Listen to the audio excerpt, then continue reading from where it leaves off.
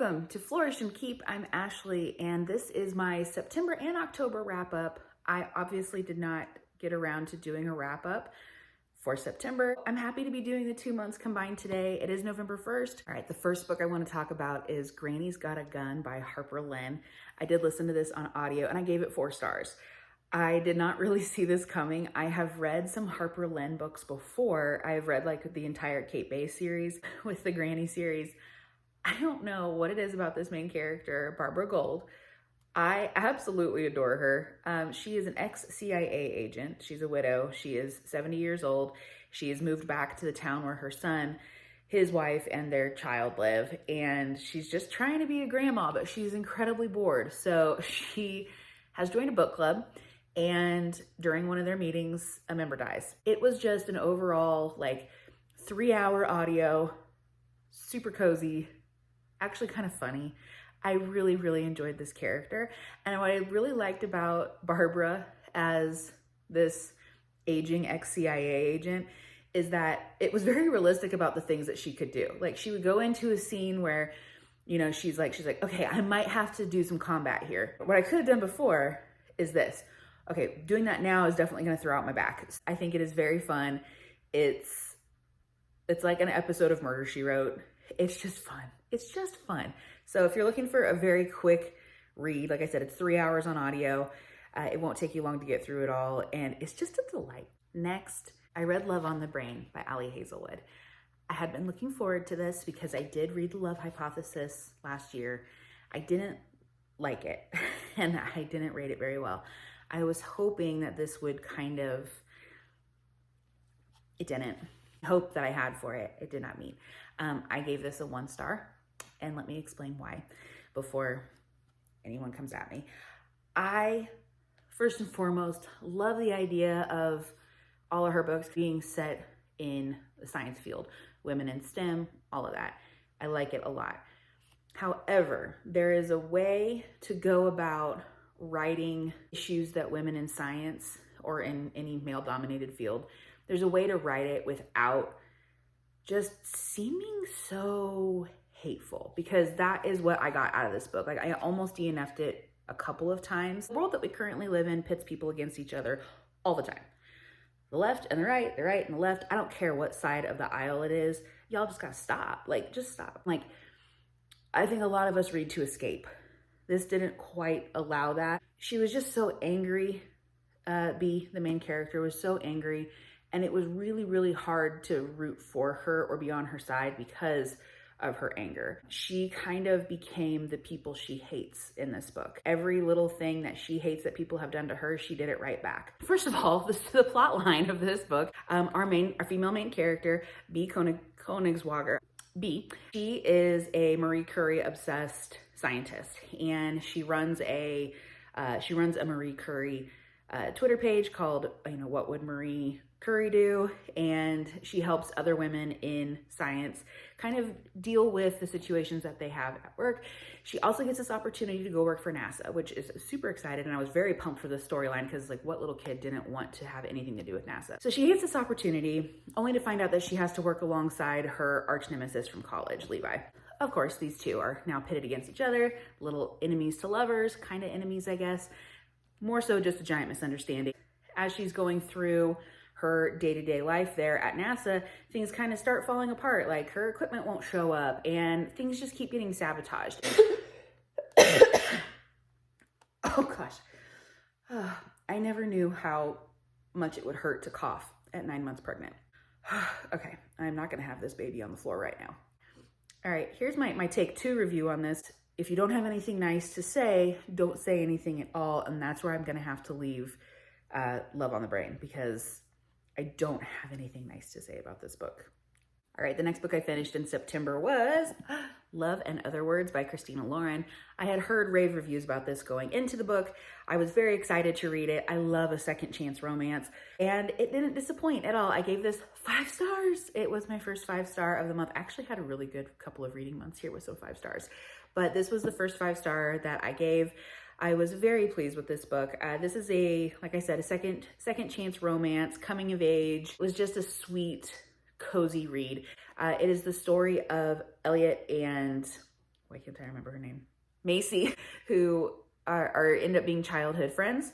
They meet in their early teens and spend the majority of their lives together growing up on the weekends when her and her father go out to their cabin. And then something happens. We don't really quite find out what happens until the end of the book. Something happens and Macy just kind of cuts Elliot out of her life. They end up running into each other later on and reconnecting and kind of maybe seeing where this romance can go. It is back and forth timelines.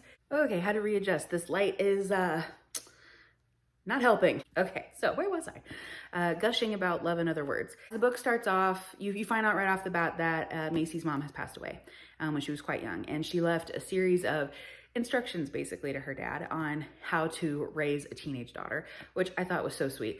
I know like right off the bat, I was making like this face, like the, oh honey, oh, like, cause they just, you know, like my heart hurt for Macy and, you know, growing up without her mom around and her poor dad trying to figure it all out. I feel like it does draw from personal experience. I think that for a lot of people, like a first love is universal. You grow up, you marry somebody else, like you still always remember that first love.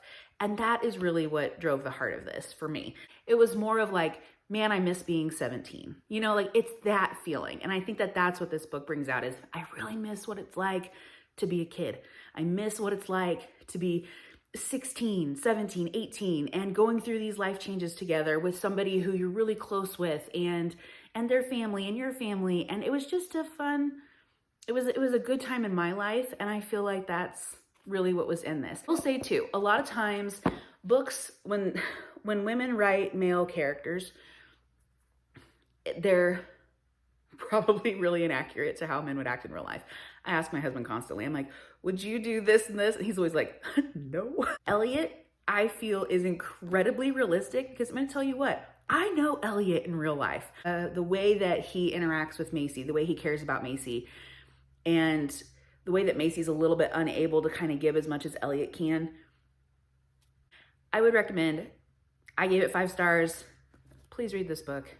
It's just so cozy. I will go back to it time and time again because like I said, some days you just really miss being 17. Next on the agenda, we have A Walk to Remember by Nicholas Sparks. I rated this 3 stars. Most everybody's heard of the movie. I'm just gonna pretend that you haven't because that has nothing to do with the book. So this is a young adult romance. This is about Landon Carter. He's 17 years old. And this is about a year that kind of changed his life when he met Jamie. He's known Jamie forever, but he kind of gets forced proximity with Jamie, a girl at his school, and she's the weird girl, she's the preacher's kid. It's his coming of age story, and he's looking back on his life now 40 years later and kind of remembering what that year was like with Jamie. I gave this 3 stars simply because I don't like Nicholas Sparks' writing in this. I've read a lot of Nicholas Sparks before, and I don't know if I just never noticed it or I looked past it because I was just so into the storyline. The writing drove me bonkers because Mr. Sparks kept doing in this book was has anybody else out there, did you keep copious journals growing up or even into adulthood? Because I do. And when you write in your journals, especially at a younger age, you go, well, this happened and oh my gosh, you're not going to believe this, because you're writing to yourself. You're not writing an open formal letter, right? Nicholas Sparks continued over and over in this book to say, well, anyway, as he would switch topics. Well, anyway, I headed home. You don't need the well anyway. Drove me crazy over and over. And the other thing that he did, which drove me nuts, was he would start to describe another character or a situation or just any type of description. He would get going and then he would stop the description and go, if you know what I mean. So he would be describing a girl and he would say, you know, she showed up on the first day of school in an outfit that no one would describe as classy, if you know what I mean. He wouldn't describe the outfit. That is not what he said in the book. I'm just like making this up. But he wouldn't actually do any description. He would just say, if you know what I mean, and leave it to you to figure out what you were supposed to do with it. During the first 100 pages of this book, I counted every 10 pages he said, if you know what I mean. And I was shocked. And I was like, how did this get published? At the time of publishing with this, he had only released a few other books, Notebook and Message in a Bottle, which were both obviously turned into films and did really well for themselves. And I'm like, are those written like that? It killed me. It just killed me. So anyway, it brought it down for me. But yeah, so that's why I gave it 3 stars, was just the writing was terrible. The writing was terrible. So maybe listen to it on audio. I don't know. Next up, I listened to Happy Place by Emily Henry. I had been wanting to read Happy Place since it came out, but had told myself, since I'm on a book buying ban, because I want to read every book on my shelf, I was not going to read it. And then I finally just caved and got it on audio from the library. I couldn't handle it anymore. I had to. I rated it 4 stars. I really wanted, and I honestly think I was being generous. I think I felt more like it was 3.5, 3.75, which 3-star ratings are not bad. I would still recommend a 3-star book. However, I wanted to love it a lot more than I did. And I think that has everything to do with the narrator. So before I get into that, let me recap. This is a contemporary romance, found family trope. What else do I have on here? Chick lit for sure, in my brain here. It's about Harriet and Wynne, who have been together for quite some time, and they have a very close-knit friend group. And every summer they all get together. They go on a vacation together at, one of their friends' lake houses up in Maine. And this year things are a little different because Harriet and Wynne have broken up and they didn't tell anybody. They were engaged and now they're not, and they don't know how to tell everyone because they're afraid it's going to impact the dynamics of the friend group. When I first read that synopsis, I was like, oh, give me a break. Just tell people. But kind of reading into it a little bit more, I would say give that storyline a chance, because I really didn't want to give it a chance because I thought it was a little stupid. But I will say, as it got going, I was like, oh, okay, I'm behind this now. I understand. The narrator really gave me a hard time. And I believe it's because she was when she would do Wynne's voice, when she would do the male voices, it was like too smooth, too slick. I don't know. It made me cringe. And I thought, okay, I need to read this physically again. So I'm going to give this another shot at a later date. I'm going to read it myself instead of letting somebody else read that book to me, because she did kind of kill the vibe. And she's probably an amazing narrator in any other circumstance. I think the swoon factor, though, there is a really good line in there, and I think I've seen a lot of people kind of put it out on the internet. As Wynne is talking to Harriet, and he says, in every universe, it's you for me, even if it's not me for you. And I was like, huh. I reflect about 80% of the way through the book. Really caught me off guard. But it was so realistic to friend groups. In any friend group, everybody kind of takes on a different part. And there is always one friend. There's one friend who's in charge of always getting everybody together. And if that friend is not part of the group, y'all aren't going to see each other for years. And that person ends up feeling that person is not me in my friend group, by the way. I will isolate and not see you for years and be okay. But I have those friends who are like, no, we need to see each other. We need to get together. We need to do this. And you always end up loving them for it because it's fun when it's done. But that person feels so used and abused, and, like they're very unappreciated in real life. And so kind of, things start to come to a boil during this book. And I think that little bit of conflict that showed itself was very realistic. I will say, though, on the other hand, the entitlement that these friends have towards one another, you don't get to know everything about everybody just because you're friends. You're allowed to keep a secret. So there was a lot of I can't believe that you wouldn't tell somebody this. And I can't believe that this was kept from other people. And I'm like, yeah, but it's not your business at this point. Let people be comfortable telling you when they're ready to tell you. I didn't really love the ending. I loved the overall ending of the book. But there was a decision that the main female character made at the end of the book that I was like, is this a Hallmark movie? We're just gonna do that. Okay, that's fine, I guess. I don't know what you're doing. You're not even good at pottery. The next book that I had finished was There's No Coming Back From This by Garvin. I gave this 4 stars, and I read this on Kindle. This was a Kindle First Reads a couple of months back. It is a women's literature. It's got a subplot of romance. It's about family, found family, and just kind of a really if you can have a coming of age story in your 40s, early 50s, This is it. The plot line here is that Poppy Lively is a mom to a young girl who's getting ready to start college, and she has run her dad's business for several years now. She didn't really care about too much. It was just the family business. He's gone. The business ends up going under because she had hired this accountant to help them out, and the accountant was a con artist and stole all their money, and now she owes the IRS more money than she's ever going to be able to repay. She's going to lose the house. She's already lost the business, and she's trying to keep it together and not stress her kid out while her kid is getting ready to start college, that she now can't pay for college. So there's a lot of this kind of like stress on Poppy.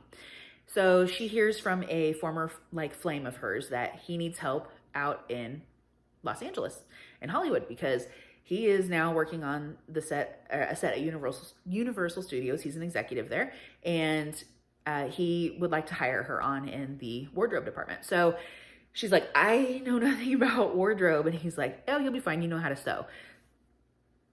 Fast forward, she heads out to Hollywood to go start at this new job just to get a little bit of money, trying to get something in to help pay off the IRS, to try to live, to save money for her kid.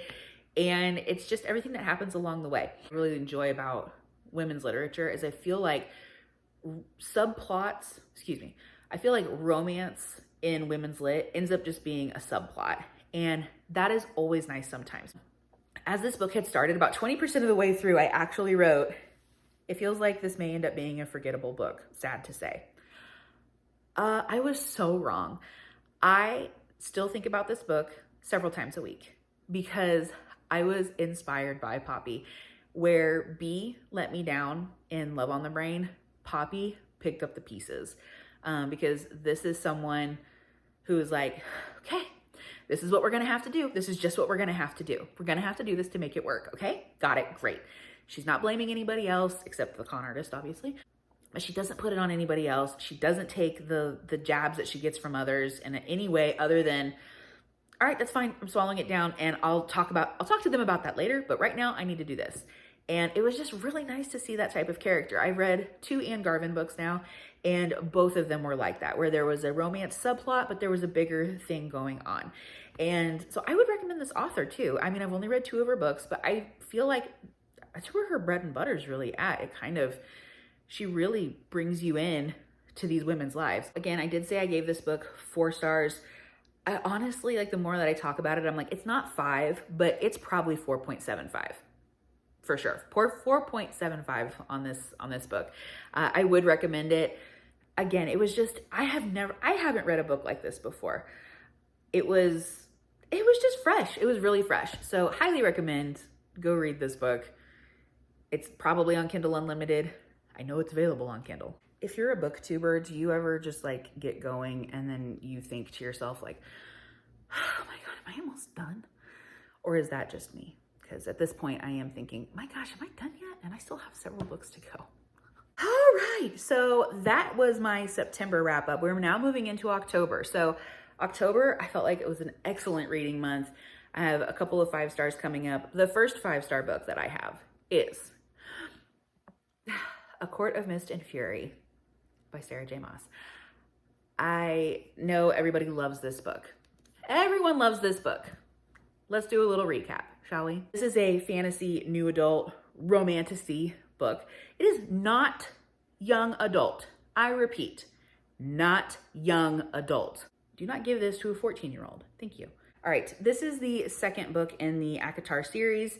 So it's gonna be kind of hard for me to review because a lot of the things that I wanna say give spoilers to the first book, and I'm probably gonna suffer through that for the rest of these. So I don't know how to do this. This book takes place obviously after the first book, and we are seeing Feyre deal with the events of the first book.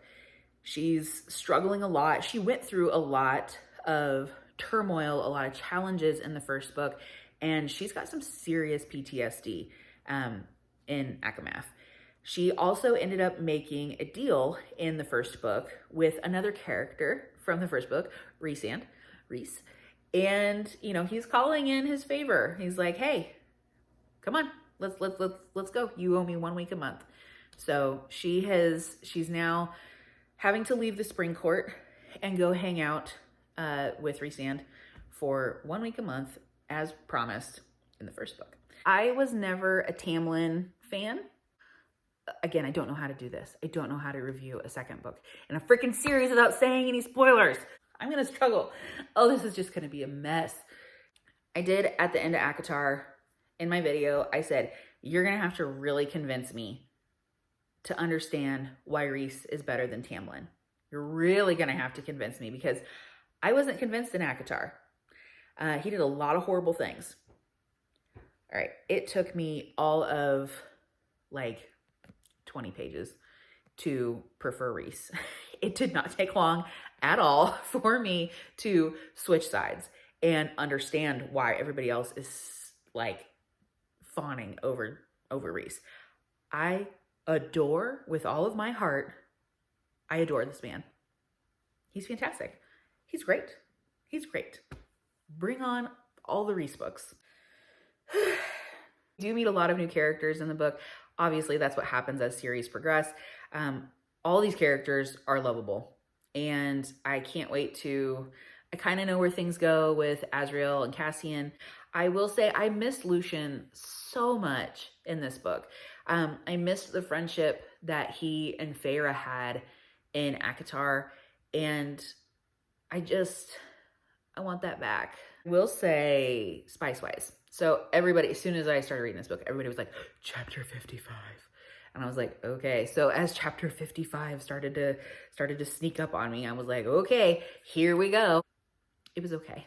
It was a creative spice scene. It wasn't something that I was like, oh my, stars and stripes. There is some spice in this book. There's spice about, like right off the bat, kind of in the beginning of the book, there's some spice. And then we take a very long break. And then it kind of falls into it again, pretty heavily there for a little bit. And then it dies off. So there's a little bit of spice. And I would say that that's like maybe like 3 or 4 hot peppers out of 5. Can we talk about the fact that there's like basically a bunch of training montages in this book? Give me a training montage any day of the week as somebody who grew up in the 80s and the 90s, and like what movie at that time didn't love a training montage? Yes, give me all the training montages. We've got Feyre in here just basically learning how to be her best badass self, and I'm here for it. Loved it. I loved every little bit of this book from beginning to end. And I would even sit there and I was like, when I was getting towards the end and I'm gasping, I'm like, oh, no. And my husband's going, what happened? And I was like, I'd have to explain the whole book to you. It was so good. I had a 5-star feeling pretty early on in this book. It was all the hype that was around it, or I just resonated with it pretty quickly. But again, like I said, it didn't take long for me to switch sides to Rhys. So more physical books for the month, because at the time that I started reading ACOMAF, I thought, I can't put this down, and I can't read a physical book in bed at night because the book light will keep my husband up.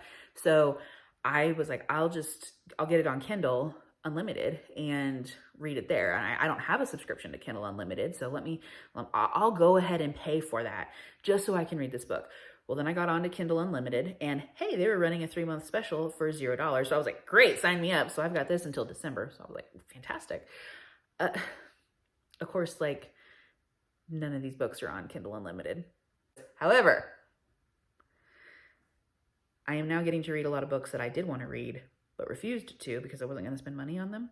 Finally, I got to read Divine Rivals. Divine Rivals by Rebecca Ross. I gave it another 5 stars. And again, I think the 5-star rating comes from the hype. I think maybe in the future I could look back on it and be like, okay, that was more 4.5, 4.75. But right now I'm still feeling 5 stars about it. I did not know. Wait, hold on. We always get ahead of ourselves here. What's this book about? What's the genre, Ashley?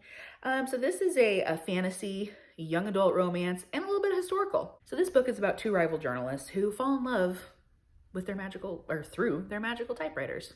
So there's a war going on, and gods. This book, if I had to describe it, oftentimes I do try to describe these things to my husband because I'm like, does this make sense if I say that this is what did I tell him? A World War I fantasy?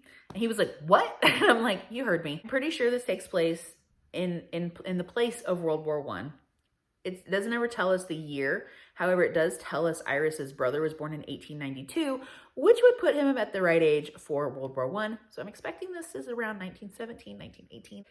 gods are at war. They have civilians fighting on their behalf. Iris's brother has gone off to war to fight for their little local god, I guess you could say. And her mom has not handled this well. She hasn't handled a lot of things well lately. She's an alcoholic. And Iris goes through a lot of tragedy, you know, pretty early on in this book. And she's working for a newspaper, and there's a rival journalist there named Roman Kit. And Roman, he like actually likes Iris. They're just rivals, and she hates him, can't stand him. One night she's typing letters to her brother, thinking that she's actually just, you know, kind of writing them to him. She'll type them on her typewriter, puts them in her wardrobe, and they disappear. Well, they're actually going to Roman because he has the matching typewriter to hers, which they go into a little bit of the typewriter lore later on in the book. He, you know, starts writing back to her, and finally he's like, this isn't Forrest. I'm not your brother. Like, you know, she's a little embarrassed, but they kind of fall in love through these letters. And so the rest of the book is her kind of not really knowing what to do with her life because it's all kind of falling apart. And she's got really nowhere else to go except to try to look for her brother because she hasn't heard from him since he's gone off to the war. It's so good. It was really, really good. I could not get over the historical part of this. For some reason, I was just dying because, like, you know how much, like, you know how easy it is, you know, modern day with all of our technologies and everything with phones and watches and whatnot. But back then you had no way to communicate. It strips all the technology and modern convenience out of a story to set it back in 1917-ish. And it was just good. The clothing, the way that everything is described, the cities, the way that they're built up, the mannerisms of everyone, the societal expectations from certain family members, especially in Roman's family. It is a series, but I'm looking forward to the rest of it. I would highly recommend. I'd highly recommend, especially if you're if you're fantasy adjacent or you're wanting to get involved in fantasy. This is an easy book because it has bits of fantasy, but the majority of the book is not fantasy. And I think that's a little bit easier pill to swallow than jumping into something like ACOTAR. Okay, I will say my child is pushing so much on my lungs that, like, just all this talking is getting me really out of breath. So I'm trying very hard to push through this. The next book that I read on Kindle was Butcher and Blackbird. What? Yes, I read Butcher and Blackbird by Brynne Weaver, and I gave this book, I gave it 4 stars. I'm shocked. Okay, first of all, before I even get into it, a lot of people have heard about this book, but it is a dark rom-com thriller with serial killers. Basically, the TV show Dexter. So you've got these 2 serial killers who kill serial killers, and they meet, fall in love, and have a lot of murderous fun in the process. This book starts out with content warning, followed by a playlist. The content warnings are bananas. I will tell you, as you're reading through them, you're going, what? And that can be very off-putting to start the book with that. However, I will say this right now. I have read the same awfulness of these content warnings, okay? I have read these things in other books. I have seen these things in TV shows and in movies. It's nothing that you haven't seen before. You likely haven't seen this. You likely have seen these things before elsewhere. You just weren't warned about it in advance. It wasn't nearly as bad as I thought it was going to be. It was nice to know what was happening. A little something about some of the characters you may meet along the way. There is a little Hannibal Lecter. There's a little Texas Chainsaw Massacre. The pace was really fantastic as well. There's no dilly-dallying. So you are going to get a lot of, like, plot movement and storyline building, like, really quickly right off the bat and all the way through the book. I don't feel like this book stops. It is just a constant roller coaster. It is very fast paced. I finished it very quickly. I did read it in 2 days, which is fast for me. Like, that's very fast for me. I am a bit squeamish. However, through most of this book, I was fine. There was a couple times, like, right off the bat, I'm like, ew. And then, like, a couple other times was pretty gross. But, like, it wasn't until the very end of the book that I literally was going, I've never read dark romance before, or dark romantic comedy, or whatever. I feel like this is a very unique genre of book, okay? I've never read anything like it. I'm not going to recommend the book. I'm not going to recommend the book because, again, the content warnings. You read the content warnings and see if you want to read it. That's all I'm going to say. Definitely not for everybody. But it was for me. And finally, the last book I read in October was Britney Spears' memoir, The Woman in Me. I did not think that I was going to, like, want to read that book as much as I did. So much so that I actually bought it. So I did break my book buying ban for Britney Spears. And that is because I was 14 when Britney came out. And I'm allowed to do that, okay? I can spend my money on NSYNC tickets, and I can spend my money on Britney's book. It is what it is, okay? Okay. Anything Britney does is wrapped in some level of controversy. And now people are like, did she even write it? I heard it was a ghostwriter, or, you know, like, she's been dead for years and this isn't even her. And just let me believe that Britney wrote it. A lot of the book does read pretty consistent to Britney's like videos a little bit. It's a little erratic all over the place. But she does very confidently just drop some bombshells in there. I wasn't prepared. I wasn't prepared to get as fired up as I did with this book. I would recommend it if you're a fan of Britney. If you're just like a mild fan of pop culture and you don't really know a whole lot about Britney, maybe you're younger and she wasn't around whenever you were growing up, you might enjoy it just because you've obviously probably heard of the conservatorship. You've seen her videos lately. If you grew up with Britney, I would recommend it, especially if you were a fan. It's worth the read. She's a very intelligent woman. A lot of times the way that she writes is very like bubbly. And then all of a sudden though, the writing changes a little bit. And I think that's where a lot of people are like, I think there's a ghostwriter. I read a review where someone said the first part of this book is like a Wikipedia listing. And then the second part of it is like really where Britney steps in. And I would agree with that. I finished it pretty quickly. I think again in like just like 2 or 3 days. It's not a hard read. If I wasn't working and doing other things in my life and I was just reading that book, I'd get it done in a day. It was very, very fast-paced read. So I would recommend. All right, that's it. That's everything that I read for September and October. I am so glad that you came by to watch this video. I hope that you are enjoying me try to slither away from the sun. This might be my last video for a while. But I don't know. I'm not going to make any plans or assumptions because I know I'm going to get a lot of Kindle reading done during middle of the night feedings. So the next time that the next time that you see me, I will have an infant. So I can't wait to meet her. And yeah, life's about to change drastically. Thanks for stopping by. If you like this video and you want to see more, please like, comment, subscribe. You know what to do. See you next time. Bye. Whoa, that was really aggressive. See you next time. Bye.